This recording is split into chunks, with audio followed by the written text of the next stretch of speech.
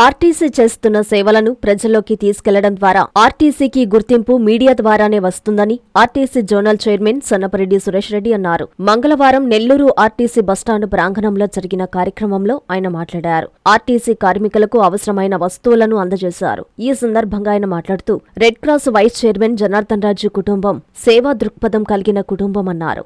నెల్లూరు నగరంలో వైద్యపరంగా 18 సేవలను చేయగల పరపతి కలిగిన వ్యక్తి జనార్దన్ రాజు అన్నారు. SBI regional manager Murali Naik సౌజన్యంతో ఈ కార్యక్రమం నిర్వహిస్తున్నామని ఆయన తెలిపారు. Red Cross vice chairman Janardhan Raju మాట్లాడుతూ కార్మికుల కష్ట సుఖాలను గుర్తించి వారి కోసం ఇటువంటి కార్యక్రమాలు నిర్వహిస్తున్న సురేష్ రెడ్డికి ధన్యవాదాలు తెలిపారు. ఆర్టీసీ కార్మికులకు సిబ్బందికి ఎల్లవేళలా అందుబాటులో ఉంటానని ఈ సందర్భంగా ఆయన తెలిపారు. ఈ కార్యక్రమంలో భాగస్వామ్యం అయినందుకు సంతోషంగా ఉందని SBI regional manager Murali Nayak అన్నారు. ఈ కార్యక్రమంలో ఆర్టీసీ అధికారులు, సిబ్బంది, కార్మికులు పాల్గొన్నారు.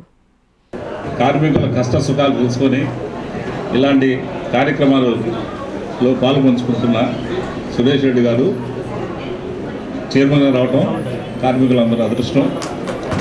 భవిష్యత్తులో కూడా సురేష్ అన్న ఇలాంటి మంచి కార్యక్రమాలు చేస్తారని ఆశిస్తున్నాను. మాకు రెడ్ క్రాస్లో బ్లడ్ బ్యాంక్ ఉంది, అట్లాగే క్యాన్సర్ హాస్పిటల్ ఉన్నాయి. ఆర్టీసీ కార్మికులకు ఏ అవసరాలు వచ్చినా మేడం గారికి, సురేష్ గారికి నా నెంబర్ ఉంది. ఎల్లవేళలా మీకు అందరికీ కూడా నేను అందుబాటులో ఉంటాను. ఎలాంటి సహాయం చేస్తాను నేను.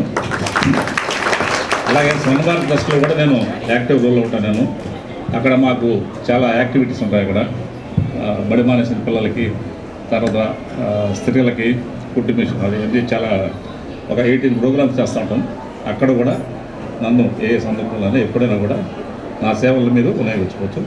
ఆర్టీసీ ఎంప్లాయీస్కి, తర్వాత అందరు ఇక్కడ విచ్చేసిన అందరికి, ప్రతి ఒక్కరికి కూడా నమస్కారాలు. ఈరోజు ఈ కార్యక్రమంలో భాగం పంచుకుంటున్నాము. ఎస్బీఐ మాకు తోచినంతగా నేను ముఖ్యంగా సంతోషం వ్యక్తపరుస్తున్నాను. ఎందుకంటే ఇంత మంచి కార్యక్రమాలు సార్ ఎన్నో కార్యక్రమాలు కండక్ట్ చేస్తున్నారు. సార్ రెండు సార్లు నాతో కలిశారు. ఆయన వచ్చిన ప్రతిసారి ఆయన ఎప్పుడు కూడా ఆర్టీసీ కార్మికులు, ఎంప్లాయీస్ యొక్క వెల్ఫేర్ గురించే మాట్లాడతారు. వేరే ఏ విషయం మాట్లాడారు. ప్రతిసారి కలిసిన ప్రతిసారి ఏదైనా మీ ఎస్బీఐ తరఫున ఏం చేయగలిగినా పర్లేదు, ఏదో ఒకటి చేయండి అని. అంటే దాన్ని బట్టి అర్థమవుతుంది ఆయన మీ వెల్ఫేర్ గురించి ఎంతగా ఆయన తాపత్రయపడుతున్నారు అనేది. ఇలాంటి చైర్మన్ దొరకడం నిజంగా చాలా అదృష్టం అండి, మీ అందరి అదృష్టము. అండ్ మేము కూడా కార్పొరేట్ సోషల్ రెస్పాన్సిబిలిటీలో భాగంగానే కొన్ని ఫ్యాన్స్ ఇవ్వడం జరిగింది, డొనేట్ చేయడం జరిగింది. అది గొప్ప విషయం కాదు, కానీ ఇలాంటి మంచి కార్యక్రమంలో భాగం పంచుకోవడం అనేది నాకు చాలా సంతోషంగా ఉంది. ఫ్యూచర్లో కూడా ఇంకా ఏదైనా మాకు తోచిన సహాయం మీ వెల్ఫేర్కి, తర్వాత ఈ అప్కీపింగ్ కానీ ఏదైనా సిఎస్ఆర్ యాక్టివిటీలో చేయగలిగింది ఏదైనా ఉంటే మేము డెఫినెట్గా చేస్తాము. ఇదే కాకుండా ఎస్బీఐ ఎంఓయూతో ఆర్టీసీతో ఉంది. ప్రతి ఎంప్లాయీ కూడా కార్పొరేట్ సాలరీ ప్యాకేజ్లో మీ అందరినీ కూడా కవర్ చేయడం జరిగింది. అందులో మేము భాగంగా ఆ ప్యాకేజ్లో భాగంగా మీ అందరికి కూడా యాక్సిడెంటల్ ఇన్సూరెన్స్ ఫ్రీగా ఇవ్వడం జరుగుతుంది. Depending on the salary, starting with 10 lakhs to 1 crore వరకు మీకు యాక్సిడెంటల్ ఇన్సూరెన్స్ కవరేజ్ ఉంది. దాంట్లో ప్రతి ఒక్కరిని కూడా సాలరీ ప్యాకేజ్లో కన్వర్ట్ చేయాలి అని చెప్పేసి ఒక మీటింగ్ కూడా గతంలో నిర్వహించడం జరిగింది. ప్రతి ఒక్క ఎంప్లాయీస్ని కూడా ఆ కార్పొరేట్ సాలరీ ప్యాకేజ్లో కవర్ చేయడం జరిగింది. అప్పుడు కూడా సార్ చాలా సహకరించారు. డిపిటిఓ మేడం అందరూ కూడా ఇక్కడ ఉన్న ప్రతి ఒక్క అఫీషియల్ స్టాఫ్ కూడా అప్పుడు సహకరించారు. అందరూ కూడా కన్వర్ట్ చేయడం జరిగింది. సో థ్యాంక్ యూ, మాకు ఈ అవకాశం ఇచ్చినందుకు ప్రతి ఒక్కరికి thank you and wish all the best. వేదికను అలంకరించినటువంటి ముఖ్యులు కొంతమందిని తక్కువ మాట్లాడి ఎక్కువ పనిచేసేటువంటి వాళ్ళు ఉన్నారు. కానీ మన ఆర్టీసీ కార్మికులకు ఉపయోగపడేటువంటి 2 ముఖ్యమైనటువంటి వ్యక్తుల గురించి మీకు చెప్పాలా. మీరు ఇందాక వారు చెప్పినప్పుడు సరిగ్గా వినలా. జనార్దన్ రాజు ఆయన మాట్లాడలేదు, కానీ స్వర్ణ భారత ట్రస్ట్లో 18 రకాల సేవలు మనకు ఎవరికి అవసరమైనా సరే చేయించగలిగిన సమర్థుడైన. నెల్లూరులో అన్ని హాస్పిటల్స్లో ఏ డాక్టర్తో అయినా పరిచయం ఉండేటువంటి వ్యక్తి జనార్దన్ రాజు. ఒక సేవ విషయంలో నిబద్ధత కలిగి అనేక సంవత్సరాల నుంచి పనిచేస్తూ ఇవాళ రెడ్ క్రాస్లో వైస్ చైర్మన్గా ఉన్నాడు. రెడ్ క్రాస్ ద్వారా మనకందరికీ ఎప్పుడైనా సరే ఏ రకమైనటువంటి అవసరం ఉన్నప్పటికీ కూడా చెబితే వెంటనేటువంటి మనకు ముందు నిలబడేటువంటి వాడు. అలాంటి వైస్ చైర్మన్ ఈరోజు మన ఇక్కడికి పిలవడం జరిగింది. ఒక రకంగా చెప్పాలంటే మన మెడికల్ క్యాంప్ ఏదైతే ఉందో ఆ మెడికల్ క్యాంప్ అంత విజయవంతంగా జరగడానికి ఏకైక కారకుడు జనార్దన్ రావు. ఆయన కారణంగానే ఇవాళ 80 మందికి మనం ఇవాళ కంటి అద్దాలు ఇచ్చుకోగలుగుతున్నాం. ఎందుకంటే నాకు పెద్ద అనుభవం లేదు దాంట్లో. మెడికల్ క్యాంప్ ఉంది, జనార్దన రండి అంటే కామేష్ గారు చెప్పిన వెంటనే ఆయనే స్వయంగా వచ్చి మొత్తం ఏర్పాట్లు చూసి మరలా మనం ఈ కంటి అద్దాలు ఇస్తే కూడా బాగుంటుందని చెప్పింది వ్యక్తి ఆయన. కాబట్టి సేవ వాళ్ళ జీవితం అంతా కూడా ఆ కుటుంబం అనేటువంటిది వాళ్ళ మేనమామ గారి దగ్గర నుంచి చూశాను నేను. వాళ్ళ చిన్నతనం నుంచి టీచర్స్, ఆ కుటుంబం అనేటువంటిది ప్రజలకు ఎంతో ఉపయోగపడేవాళ్ళు వాళ్ళు. అలా అటువంటి కుటుంబం నుంచి వచ్చినటువంటి వ్యక్తి జనార్దన్ రాజు. అందువల్ల ఆయన్ని ఈరోజు మనం గౌరవించుకోవడం అనేది మన అందరికి కూడా ఒక రకమైన మంచి జరుగుతుందన్న ఆలోచన. రెండవది, మన స్టేట్ బ్యాంకు, ఒక రకంగా స్టేట్ బ్యాంకుతో మనం అనుబంధం ఏర్పరచుకున్నాం. గవర్నమెంట్ ఆర్టీసీ కార్మికులను కూడా మనం స్టేట్ బ్యాంక్తో అగ్రిమెంట్ అయి ఉన్నాం. వారే స్వయంగా ఇక్కడికి వచ్చి మన అకౌంట్స్ అన్ని కూడా స్టేట్ బ్యాంకుకు మార్పించి మీకు చేదోడు వాదోడుగా ఉంటానని చెప్పినటువంటి గొప్ప మనసు రీజనల్ మేనేజర్ గారు. దాంతోనే వారు ఉడతా భక్తిగా వారు కూడా ఈ యొక్క ఫ్యాన్స్ ఏదైతే ఉన్నాయో ఇవాళ మన గ్యారేజీ కార్మికులు, రాత్రింబౌళ్ళు పనిచేసేటువంటి గ్యారేజీ కార్మికులకి ఈ యొక్క ఫ్యాన్లు మనం ఇవ్వబోతున్నాం.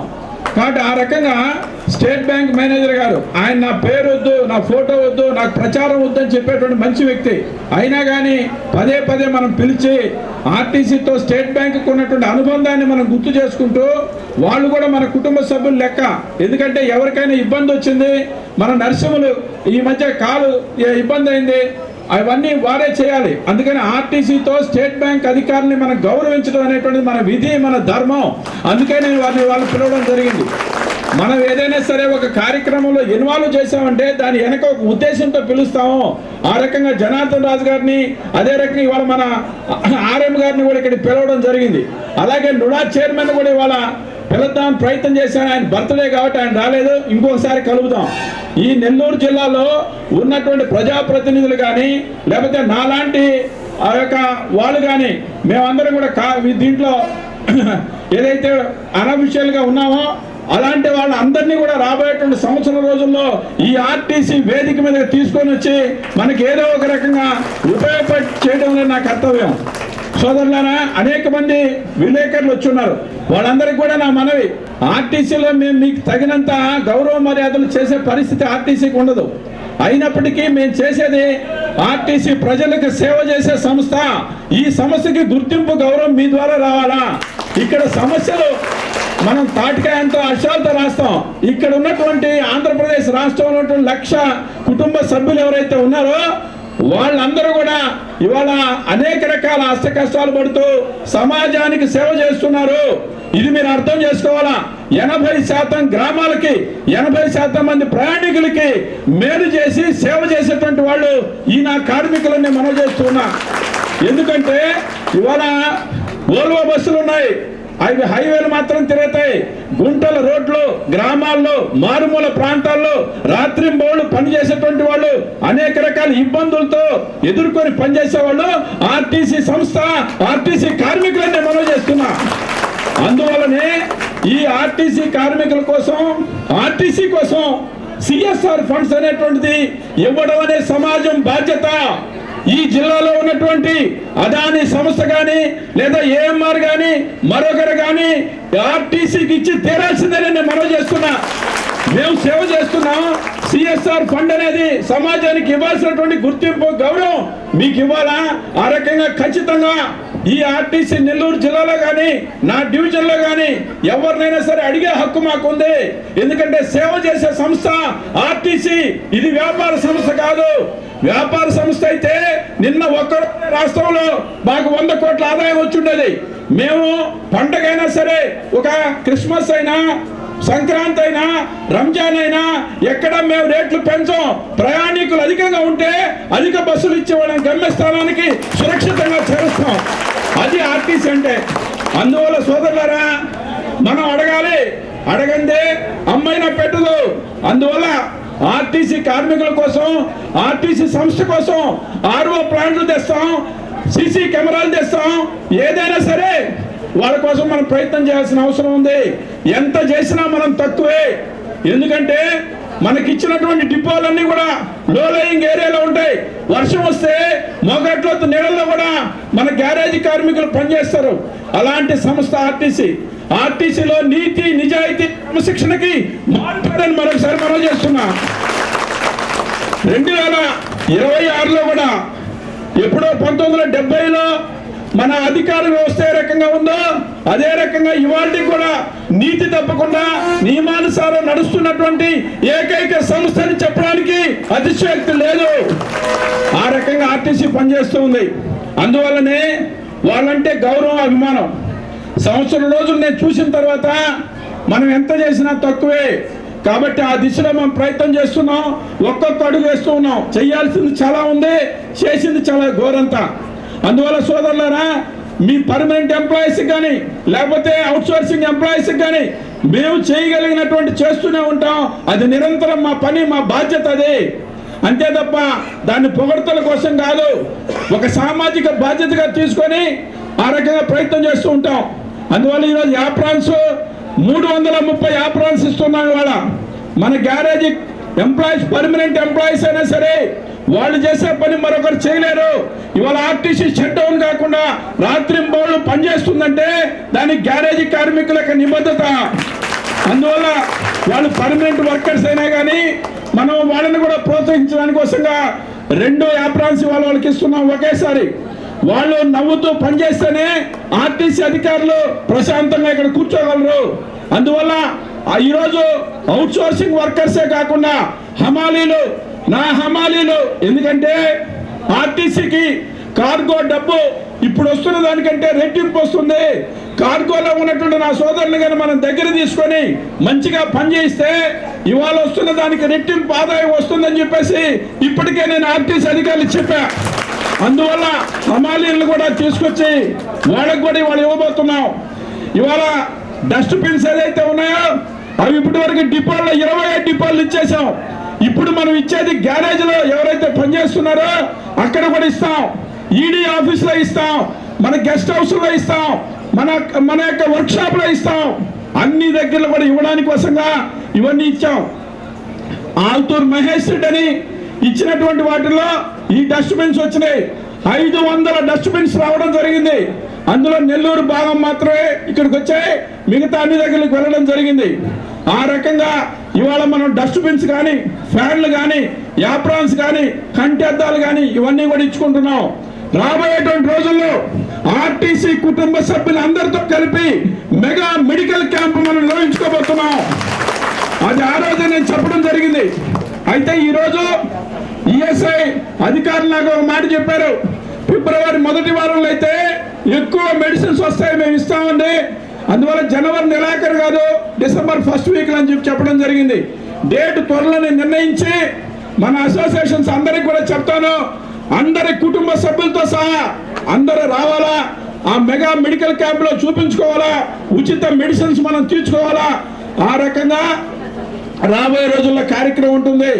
ఈ రకంగా నెల్లూరు డివిజన్, నెల్లూరు జిల్లా ఆర్టీసీ అనేటువంటిది ఒక నూతన పోకడలో సేవా దృక్పథంతో ముందుకు పోతుంది.